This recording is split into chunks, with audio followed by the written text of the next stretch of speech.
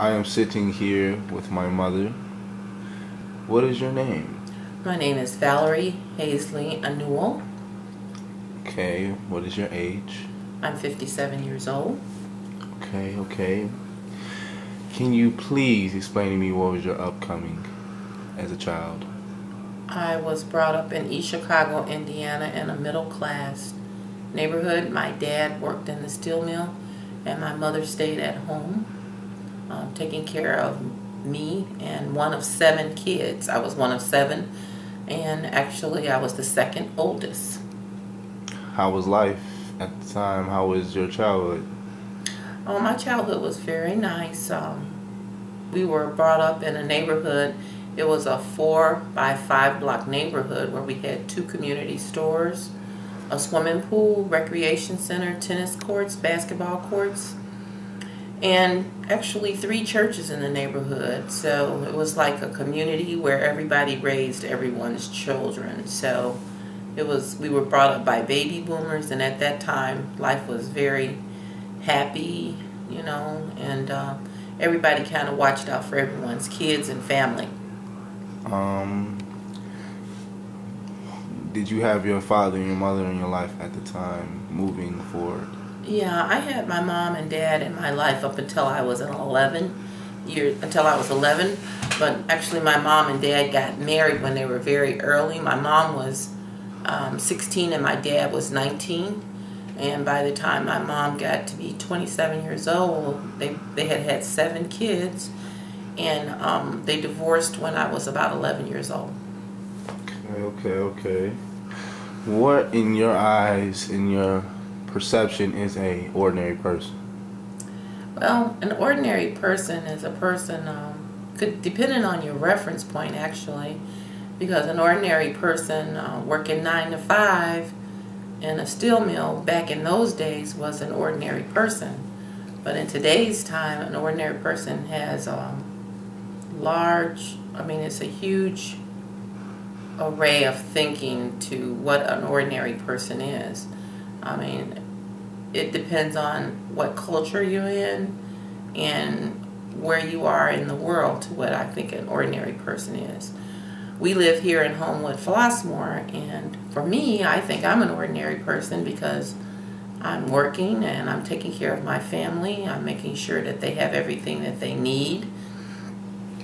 And our activities of daily living is people going, my children going to school, coming back from school, me going to work, me coming back from work. So for me, I'm an ordinary person in Homewood, Flossmoor. But would I be considered an ordinary person if I lived in New York or in India or China doing the same thing? I don't know. Okay. What is an unordinary person to you? An unordinary person, I think you can go either way, good or bad. An extraordinary person is what I'd like to refer to.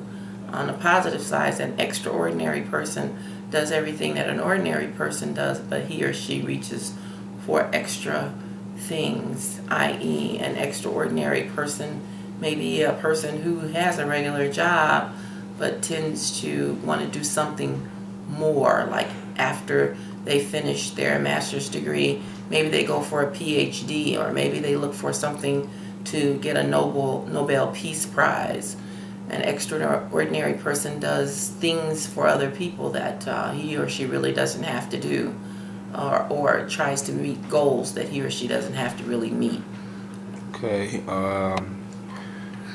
How is life now different from what it was when you was a child? Well, how is life different than it was than when I was a child is that with technology now, people speak less and they have less social interactions. Also, too, the family is I'd say the family is more distant from each other as far as distance. Whereas before, you'd be able to go to your sister's or your aunt's house who was only a mile away. Now you have to get on a plane and you have to plan to spend time with your family. because transportation has made it such that families are staying in 3, 4, maybe up to 5 states, or even internationally. Even though you are a close family, you're not close in distance.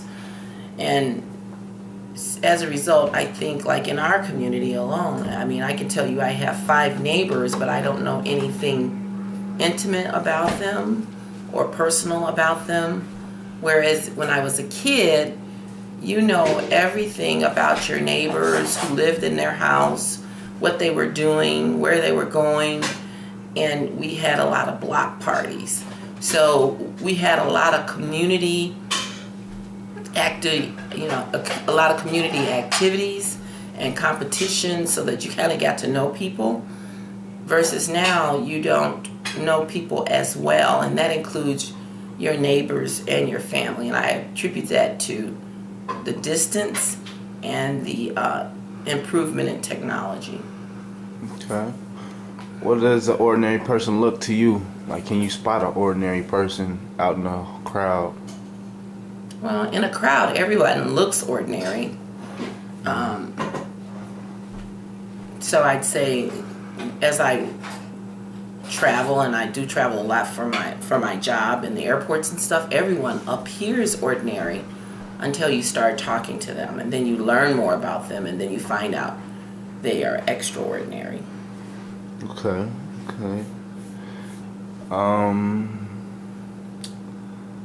How do you feel about, are you satisfied with life now as it is? I'm satisfied with life as it is in my own immediate life. I'm satisfied my children are going to school. I have 3 sons. They are respected in the community. I have a job that is challenging and autonomous, that offers career growth. I'm healthy. My mother's healthy. My sisters and brothers are healthy. We have a really nice church that we attend that offers mentorship. And within the community here at home of Flossmoor, my young men, my children, my boys, have actually found male mentors. As a single parent, a single female parent, I think I needed those male mentors for my children. So as an individual in my own immediate life, I'm very satisfied. I'm dissatisfied when it comes to the world and how it's treating its people, places, and things.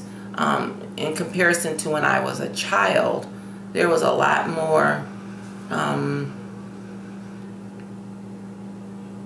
worldly and community satisfaction. It seems that now corporations and companies are more so thinking about the bottom line, the profitability, versus thinking of their resources, the people. So as far as my immediate life, I'm very satisfied. But as far as the world and how things are going, the political arena, how we are caring for one another, I'm dissatisfied. Thank you very much, Madre. Oh yeah, Miss Morawski, it's cracking, folks. It's cracking. All right, have a great day on Mike Stone's TV. Yo.